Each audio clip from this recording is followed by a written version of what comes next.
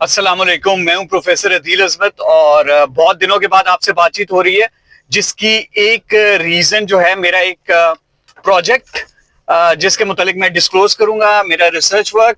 I have been working a lot on it. इस वजह से बहुत से एनालिसिस मैं मिस कर चुका, मैं उनके ऊपर बात नहीं कर सका। लेकिन अब मेरी कोशिश होगी कि मैं जो भी डिफेंस रिलेटेड एनालिसिस होंगे उनमें कोई भी छुट्टी ना करूं। और there might be some people who would be waiting for my analysis.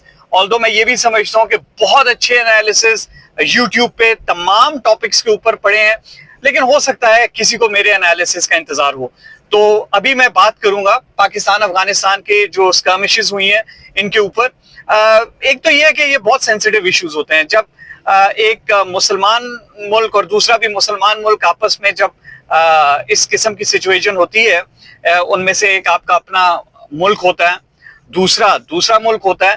तो रियल एनालिसिस और आइडियल एनालिसिस करने में जो दुश्वारी होती है वो यही होती है कि आपने कौन सी लाइन कैसे ड्रॉ करनी है कि वो किसी को भी हर्ट ना करे। In the end both sides of the border they are Muslims. हमें बिल्कुल भी पसंद नहीं, एज पाकिस्तानीज हमें बिल्कुल भी पसंद नहीं कि हम मुसलमान तो क्या इंडियंस हिंदूज के साथ भी कोई स्कर्मिशेस करें। We are peace loving people. हम पीस लविंग हैं, लेकिन पीस कम्स विद स्ट्रेंथ, ये याद रखिएगा। ये जो लोग ये समझते हैं कि स्कर्मिशेस नहीं होनी चाहिए, उन्हें हालात का और बैकग्राउंड्स का जरूर अंदाजा होना चाहिए कि किन हालात में, किन बैकग्राउंड्स में ये स्कर्मिशेस हुई हैं। और ईरान के साथ भी जो पाकिस्तान की स्कर्मिशेस हुई थी, अफगानिस्तान के साथ भी हुई थी, तो पाकिस्तान ने बहुत अच्छे तरीके से ये दोनों ममालिक को ये बावर करा दिया था कि आप हमारे मुस्लिम ब्रदर ममालिक हैं सर आंखों पर।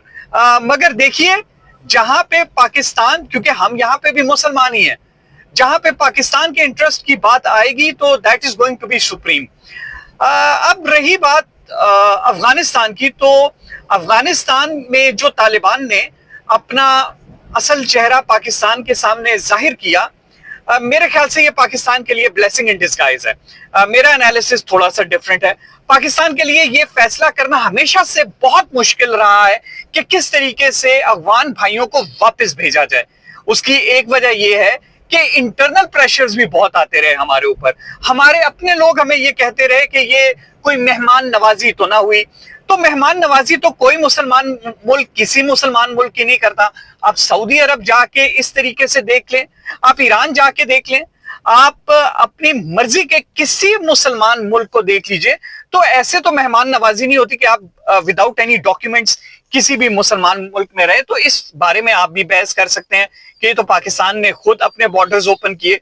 तो अगर एक गलती की तो इसका मतलब ये नहीं है कि अब आप उसको सुधार नहीं सकते।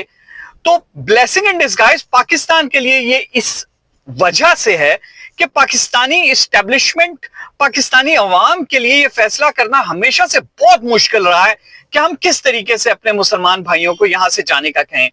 लेकिन जो पॉलिसीज अफगानिस्तान में तालिबान ने, एक्सट्रीमिस्ट्स ने और उन एक्सट्रीमिस्ट एलिमेंट्स ने अपनाई है जो पाकिस्तान से यहां से गए हुए हैं, और वहां पे उन्होंने हाइड आउट्स जो सेफ हेवन्स अपनी बनाई हुई है, उनके इन पॉलिसीज और पाकिस्तानी फोर्सेस और अवाम के ऊपर अटैक्स ने ये चीज बहुत आसान कर दी पाकिस्तानी एस्टेब्लिशमेंट के लिए, चाहे वो मिलिट्री हो, ब्यूरोक्रेटिक हो, और पाकिस्तानी अवाम, उनके लिए आसान कर दी फैसला करना कि now enough is enough, these people have to go back.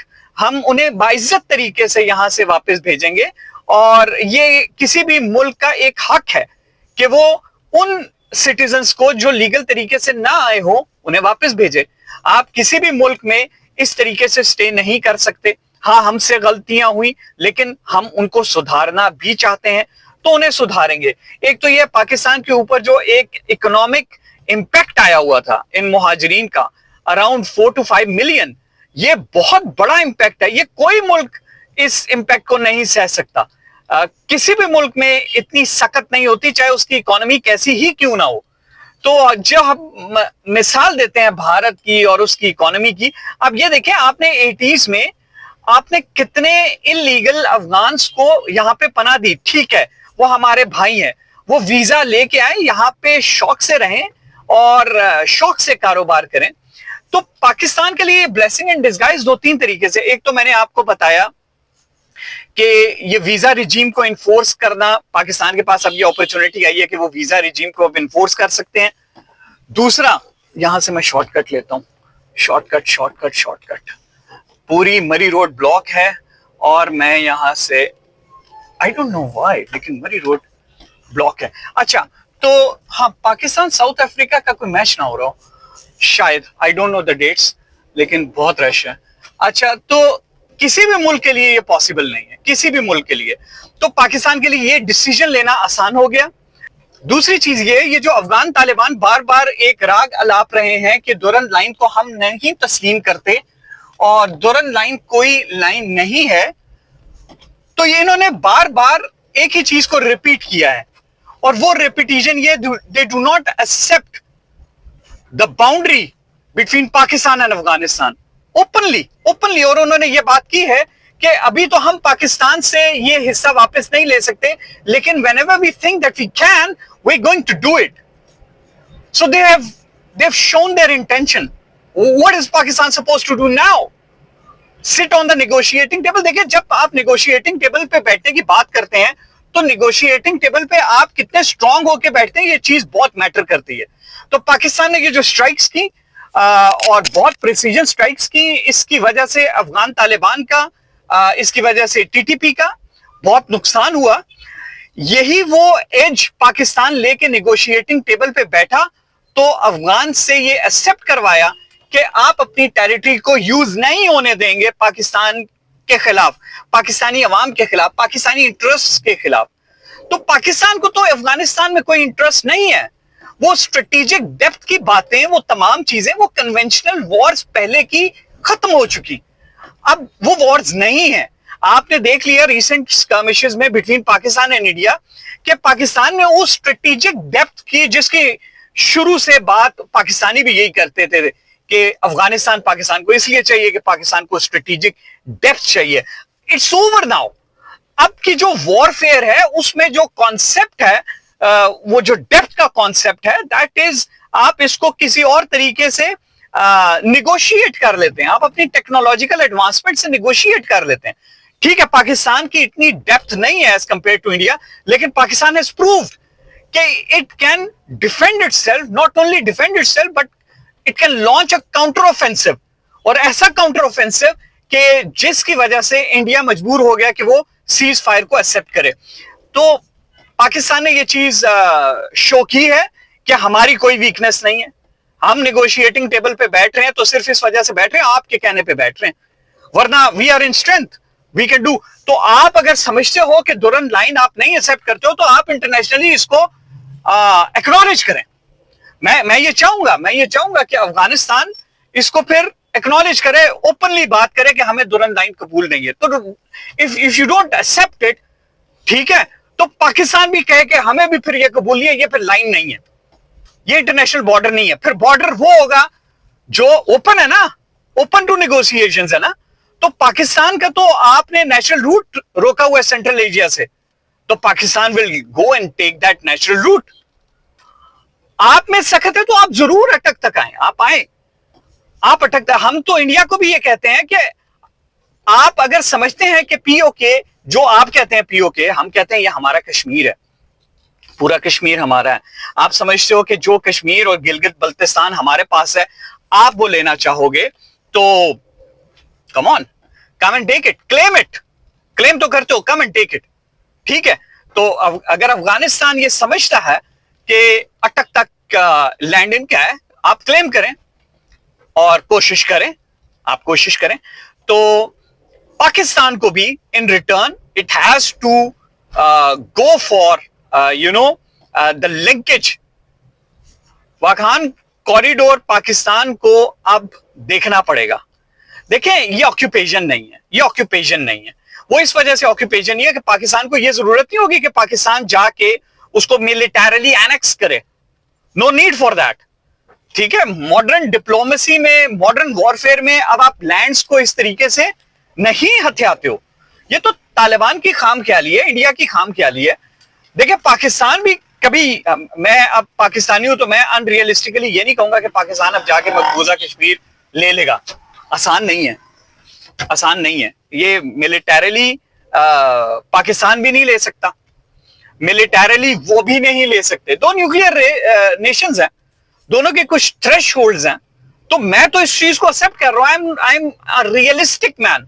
मैं इस चीज को एक्सेप्ट कर रहा हूं कि पाकिस्तान इंडियन ऑक्यूपाइड कश्मीर को मिलिटरीली नहीं ले सकता, ऐसे ही जैसे इंडिया पाकिस्तान से ये कश्मीर और गिलगित बल्तिस्तान नहीं ले सकता। अफगानिस्तान की तो बात ही ना कीजिए, वो तो I do not know why उनमें ये शौक पैदा हुआ कि वो पूरी दुनिया को ये बता सके कि उनके दिमाग में चल रहा क्या है, क्या चल रहा है। अच्छा किया उन्होंने ये चीज भी बता दी, बयान कर दी जो उनके दिल में है। लेकिन मैं आपको ये बता रहा हूं कि पाकिस्तान अगर वाघान कॉरिडोर को, उस कॉरिडोर को कंट्रोल करेगा तो वो इस तरीके से कंट्रोल तो नहीं करेगा कि लैंड फोर्सेस अपनी वहां पे ले जाए और ऑक्यूपेशन करे। ऑक्यूपेशन के तो हम खुद खिलाफ हैं। We are against occupation of the land, annexation of the land. हाँ, ये जरूर है कि वो ग्रुप जो वहां का राइट रखता है, राइट टू रूल, और the group that is unfriendly to Taliban but friendly to Pakistan, Pakistan will go ahead, Pakistan should go ahead and support it. ठीक है, तो आपको ये कॉरिडोर चाहिए, आपने लिंक करना है अपना बाकी सेंट्रल एशियन रिपब्लिक्स के साथ, आपने अपने आप को लिंक करना है। तो तालिबान अगर ये समझते हैं कि दुरन लाइन उनको एक्सेप्टेबल नहीं है तो कम ऑन, आप इस चीज को बिल्कुल एक्सेप्ट करें। आपने लड़ाई करनी है, खुल के लड़ाई कीजिए। और अगर आपने ठीक तरीके से पाकिस्तान के साथ सिंसियर होकर चलना है तो don't play double games with Pakistan. हमने बहुत गलतियां की, बहुत गलतियां की। हाँ, माजी में जो हमने गलतियां की मेरे ख्याल में बताने की जरूरत नहीं है, सबको पता है। और गलतियां हर नेशन से होती हैं। मैं बिल्कुल जस्टिफाई नहीं कर रहा हूं गलतियों को, ये कह के कि गलतियां हर नेशन से होती हैं, नहीं होनी चाहिए, नहीं होनी चाहिए, इतनी बड़ी बड़ी गलतियां नहीं होनी चाहिए। मगर गलतियों को सुधारने का वक्त भी आ गया। तो whatever we did, how we trained you, we are still your teachers. Remember that. We're still the teachers. You're still the students. Remember, we didn't teach you each and everything. We kept a lot of secrets for ourselves. तो India ने इस opportunity को explore करने की कोशिश कर रहा है इंडिया, कि वो किस तरीके से तालिबान, और तालिबान को चाहिए कि वो सोचे कि अजीत डोवल ने उनके मुतालिक क्या कहा था। ये तो किराए के कातिल हैं, हमारे पास पैसा बहुत है, हम इनसे काम करा सकते हैं। कम ऑन, आप इस्लामी रियासत हो, ठीक है, आप एक एक्सट्रीमिस्ट आइडियोलॉजी रखते हो। आप मुझे ये बताएं, ये जो इजराइल ने पैलेस्टाइन के ऊपर जुल्म सितम के पहाड़ ढाए, फलस्तीनी बच्चों के ऊपर, खवातीन के ऊपर, कितने वॉरियर्स आपने भेजे, कितने वॉरियर्स, कितना आपने इजराइल के खिलाफ एहतजाज किया। ठीक है, आपने क्या किया, आप बताइए आपने क्या किया। तो द वर्ल्ड नोज, जो मुस्लिम उम्मा है वो बहुत अच्छे तरीके से जानती है कि कौन कितना मुसलमान है, कौन कितना इस्लाम से प्यार करने वाला है।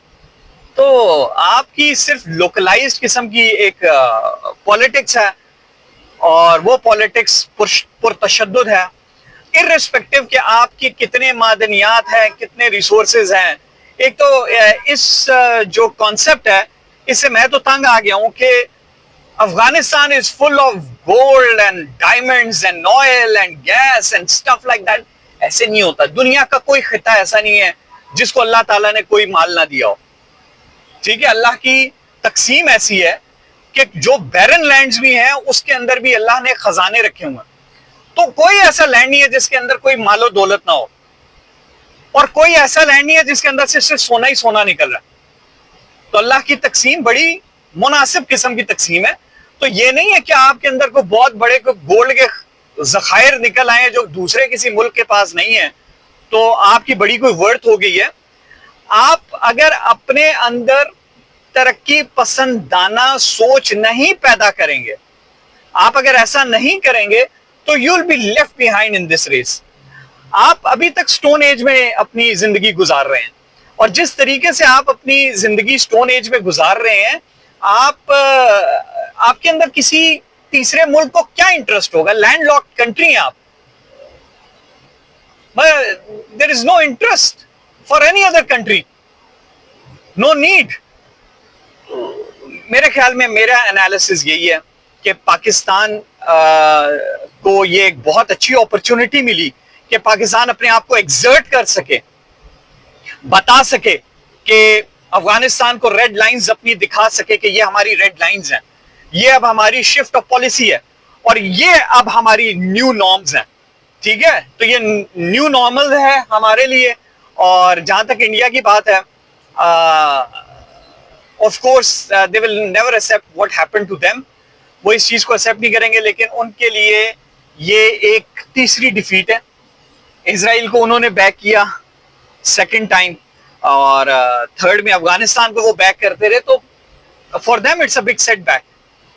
जिस रिजीम को पूरी दुनिया में कोई एक्सेप्टेबिलिटी नहीं दे रहा था, कोई एक्सेप्टेबिलिटी नहीं दे रहा था उस रिजीम को, उस रिजीम को के फॉरेन मिनिस्टर को अपने मुल्क में बुलाकर आपने जो प्रोटोकॉल दिया, कम ऑन, ये तो जब आप अमेरिका जा रहे थे ना, आई स्टिल रिमेंबर जब नया नया मोदी गवर्नमेंट अमेरिका के स्फीयर ऑफ इन्फ्लुएंस में आ रही थी, और पाकिस्तान जो था वो उनके स्फीयर ऑफ इन्फ्लुएंस से गुड बुक से निकल रहा था।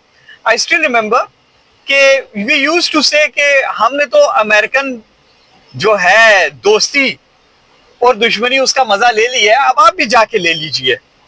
तो you guys were very happy going to the American camp. तो अभी तो आपने देख भी लिया होगा कि how reliable is United States of America. Pakistan को पता है, Pakistan is playing very sharp now. Pakistan अगर आप कहते हो, बार बार कहते हो कि डोनाल्ड ट्रंप को हम खुश कर रहे हैं, या Pakistan knows how to play this game. Pakistan को पता चल गया कि इसने कितना ट्रस्ट करना है, कब ट्रस्ट करना है, कैसे ट्रस्ट करना है, कैसे प्ले करना है। तो मुझे तो पाकिस्तानी पॉलिटिक्स में और पाकिस्तानी जो डिप्लोमेसी है इसमें बहुत मैच्योरिटी नजर आई है। यही नेशंस का काम होता है कि वो किस तरीके से अपने काम निकाल सकते हैं। तो good enough for me.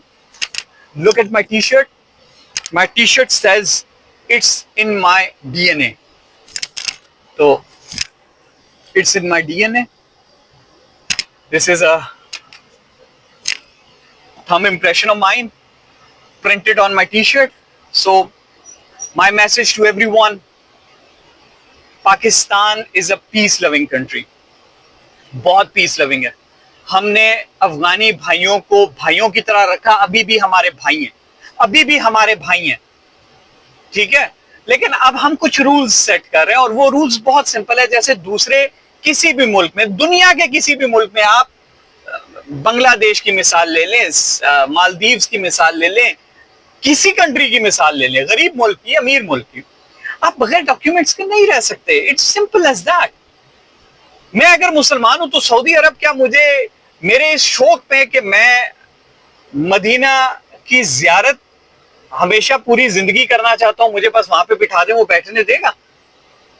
Systems जो है ना गवर्नमेंट्स के, वो इस तरीके से नहीं चलते हैं। ये मुसलमान भाईचारा जरूर है, और भाईचारा ये, आप वीजा लेके आए, आप यहाँ पे कारोबार करें, मार्केटें अपनी बनाएं, जरूर करें। पाकिस्तान तो बहुत ओपन है। यहाँ पे देखें, मैं पंजाब में हूँ, और पंजाब में हमारे जो खैबर पख्तूनख्वा के भाई हैं, उनकी जो कारोबारी स्किल्स हैं वो इतनी जबरदस्त हैं, वो इतनी जबरदस्त है। उन्होंने कारोबार माशाल्लाह कैप्चर किए हुए हैं। कैप्चर करने से मुराद ये अपनी स्ट्रैटेजी से, अपने जहन से, वो कारोबार में बहुत अच्छे हैं।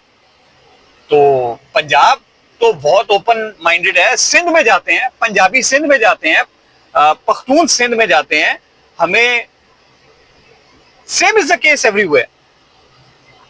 हर केस में पाकिस्तानीज आर ओपन माइंडेड।